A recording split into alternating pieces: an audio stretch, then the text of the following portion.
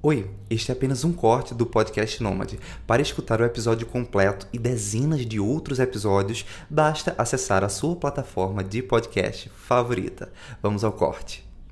Eu achei interessante porque vocês disseram assim, olha, tem uma coisa que a gente não está falando muito ainda para as pessoas, que foi justamente essa decisão de vir para os Estados Unidos, né?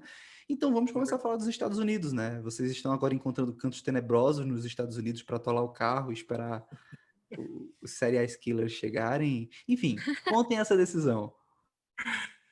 Bom, a gente estava no Camboja, né? A Pri até adiantou isso. A gente morou lá por um ano, mais ou menos, que foi bem onde a gente estava quando começou toda essa pandemia do corona, né? Ficaram presos, E aí a né? gente decidiu fazer morada lá por um tempo para esperar as coisas passarem, até porque o Camboja estava super assim tranquilo, não tinha até assim um pouco tempo antes da gente sair de lá, nem tinha tido nenhuma morte ainda, né? O país estava bem tranquilo.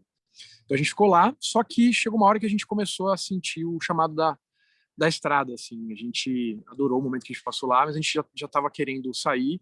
E a gente sabia que tinha alguns países que já dava para a gente, de repente, ir sem se expor muito, que a situação não estava tão complicada.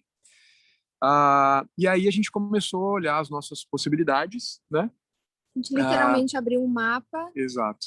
e verificou quais eram as nossas possibilidades saindo do Camboja e considerando todas as variantes que precisaríamos considerar, como tempo de visto, voos, possibilidades de voos e preços, época do ano, e os países que estavam abertos, que para nossa sorte, né, como estávamos no Camboja, isso facilitou as coisas para nós, mas mesmo assim, não sei se agora a gente faz tempo que a gente não vê, já faz um mês, mas na ocasião não eram muitas opções de países abertos, mesmo para o Camboja, que estava numa situação de pandemia mais tranquila.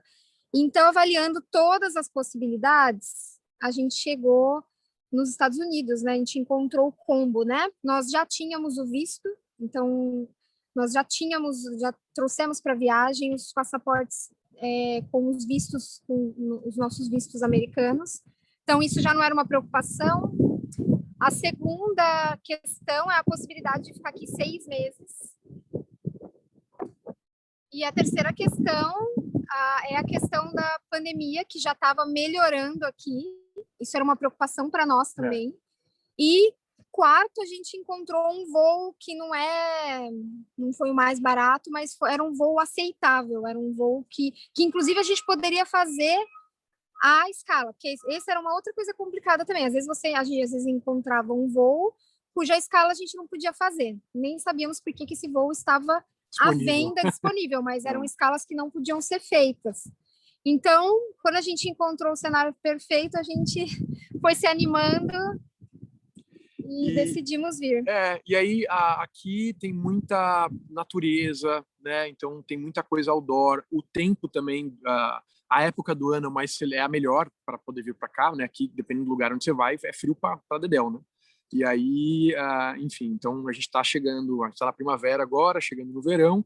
Era bem essa janela, seria, primavera, verão, até o comecinho do outono, mais ou menos. Se a gente ficasse realmente todos esses 6 meses, né, que o nosso visto permite. Aí a gente começou aí você falou do carro, né? A gente pensou, beleza, se a gente vai para os Estados Unidos, quando a gente pensou, na verdade, nos Estados Unidos, a gente já pensou em fazê-lo de carro. Não foi nem assim, vamos para os Estados Unidos e daí a gente vê como a gente faz. Porque a gente sabia que seria legal e que o país tem estrutura para isso, assim, da onde a gente está falando agora, inclusive, é de um dos milhares de campings que eles têm aqui. É bem cultural isso para o americano, de pegar a família e sair com seus motorhomes, ou acampar, ou com suas vans e tal. Então a gente achou que teria uma infraestrutura legal para a gente poder, enfim, mudar de ares, num lugar relativamente seguro, né? E todos esses motivos que a seria Pri uma falou. viagem que também se encaixaria no momento da pandemia, né? Então, se a gente tivesse um carro no qual a gente pudesse dormir, cozinhar, a gente estaria também, de alguma forma, fazendo uma viagem um pouco mais protegida, mais introspectiva e, além disso, mais econômica, porque viajar aqui pelos Estados Unidos não é barato. A gente viu preços de hospedagem, assim, como a gente está vindo de uma viagem cujos países eram muito baratos, assim, e Camboja, o último ano, a gente realmente se assustou quando chegou aqui, assim. Então, o carro foi uma ótima opção, porque Legal. esse daqui, na verdade, é o segundo camping que a gente está pagando, então, em geral, a gente não paga para dormir, né? Então, a gente não tem esse custo, a gente faz camping, wild camping, em lugares que a gente não paga. Então, está sendo uma viagem bem acessível, né? A de carro. Então, acho que isso foi parte da decisão também, Com fora certeza. a liberdade que eles nos dá, e a gente ama viajar dessa forma, apesar dos perrengues. Incrível. É mais barato, né? O país tem estrutura. Interessante, interessantíssimo. Foi difícil comprar o carro? Como foi o processo da burocracia para comprar o carro? Não foi difícil, Heitor. Foi bem fácil, na verdade. A gente se surpreendeu. Tudo que a gente precisou fazer, até achar o carro, demorou. Então, essa parte foi chata, que a gente tinha um limite de budget, né? A gente queria um carro pequeno, um carro que, inclusive, a gente vai vender depois, né? A hora que a gente terminar, um pouco antes de a gente terminar a nossa viagem, a gente vai colocar ele à venda, vai vender, enfim. E aí, bom, tudo que a gente precisou fazer foi ter um bill of sale, que eles chamam, né? Como se fosse um recibo de compra da pessoa que está te vendendo. A gente comprou, no caso, de uma empresa que alugava esse tipo de carro que a gente comprou para as pessoas. Inclusive, fica a dica para o pessoal. Inclusive, fica a dica. As empresas aqui dos Estados Unidos que trabalham com frotas de van, que alugam minivans, chega um ponto, uma quilometragem, que eles, todo ano, eles renovam a frota e vendem os veículos mais antigos e com a quilometragem mais alta, por valores bem acessíveis. Exato. Então, tem várias empresas aqui americanas de minivan que fazem isso. Então, é possível comprar uma van por um preço bem legal, assim, se ficar de olho nessas empresas. A gente ficou comprando de Vocês poderiam... Desculpa. Vocês poderiam divulgar qual foi o valor, ou dizer um valor aproximado, claro, sim, do carro, para ter uma noção? A gente não tem problema nenhum de falar, fica tranquilo.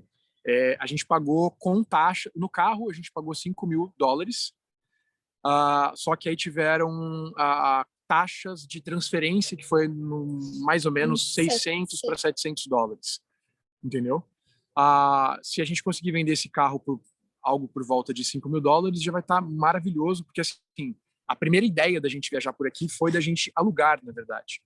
E aí a gente, assim, pesquisou tudo que a gente poderia de aluguel, tentou fazer parcerias, né? Vira e mexe, a gente faz parcerias com empresas, enfim, troca de exposição no Instagram. E mesmo naquelas que a gente conseguiu com parceria, que a gente não conseguiu a isenção total, ainda assim estava assim, muito caro, porque o período era muito longo, né? Então não tem segredo, a gente queria viajar por 5 meses, 4 meses que seja. Daí a gente falou, não, nossa opção vai ser realmente comprar um carro. A gente começou a buscar e achou essa empresa, que é a Juicy, né? Que ela é uma empresa neozelandesa, que está saindo de operação aqui nos Estados Unidos. Enfim, infelizmente a crise estrangulou a empresa resolveu fechar aqui a operação dela americana, e aí tá vendendo a frota. Então a gente comprou da sucursal lá de Las Vegas, a gente comprou o carro mais assim, com maior quilometragem, mais velho, vamos dizer assim, mas rodando. Enfim, eles fizeram toda uma revisão antes de nos entregar o carro. Então o carro, assim, a gente tá confiável, não tá bonitinho, mas tá servindo para aquilo que a gente precisa, que é levar a gente do ponto A para o B para o C, que a gente possa cozinhar e dormir dentro, assim, basicamente é isso. Esse corte é um oferecimento da Phono House, uma empresa especializada em soluções para podcast. O episódio completo está na sua plataforma de podcast favorita. Até breve!